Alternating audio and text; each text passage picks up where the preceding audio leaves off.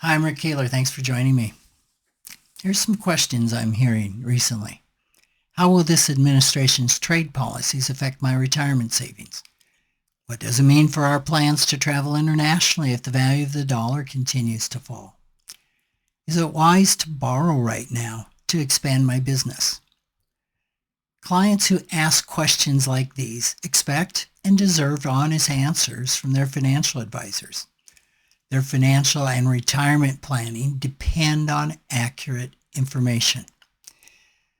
Yet in the current polarized and chaotic climate, every economic explanation carries potential political interpretations. Now, historically, political parties and administrations debated policies on taxes, on spending, and on regulation. Yet they shared a basic understanding of core mechanisms.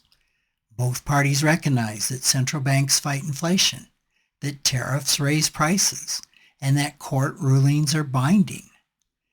Disagreements focused on applications and political philosophies, not fundamental aspects of our governmental system and the rule of law. That consensus has collapsed. This distortion really creates a professional bind for advisors. To fulfill their fiduciary duty to clients, advisors must explain economic realities, like the link between tariffs and increased consumer costs.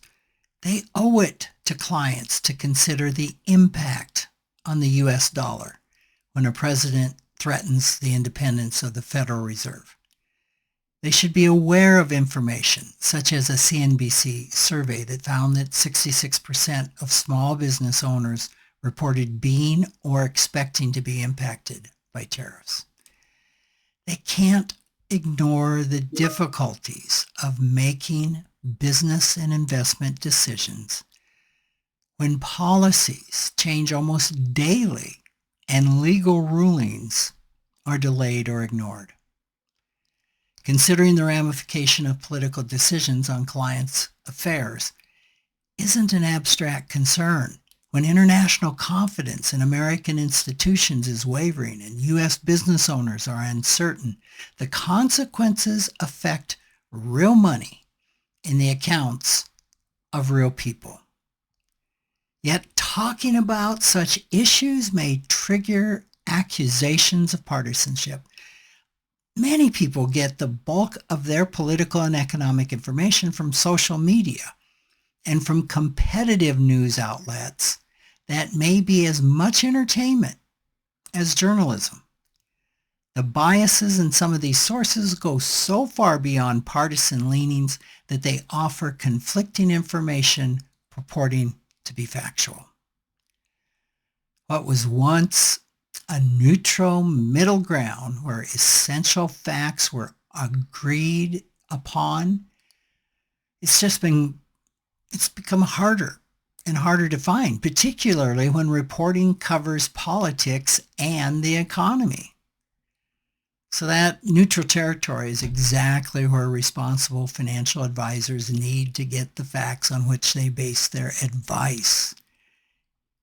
Let me tell you, it's challenging to stay there if clients are getting their news from outlets that are strongly biased toward either end of the political spectrum. Nuanced explanations can be interpreted as bias or the context seen as spin. For the advisor whose information is questioned, remaining silent fails the client. Speaking truthfully risks the relationship with the client.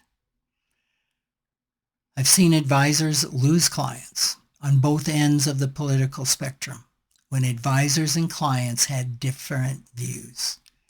The professional cost of maintaining standards has become pretty substantial. The financial planning profession faces an unprecedented challenge. Our traditional advisory principles assume a shared understanding of economic fundamentals. That foundation, however, is no longer solid, and trust in advisors' expertise, it's eroding. These disruptions raise a core question. Should financial advisors prioritize economic truth over client comfort or client retention? Or should they accommodate clients' political sensitivity and compromise the integrity of the advice they provide? Either path risks the loss of clients and revenue. This choice isn't theoretical. It defines the advisor's professional identity and the quality of financial guidance itself.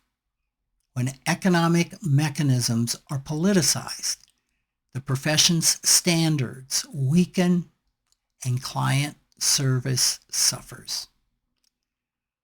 So the stakes are pretty clear. This is a conflict over whether facts still function as the basis of financial advice. The resolution will determine whether financial planning remains a profession or becomes another form of political posturing. Thanks for listening.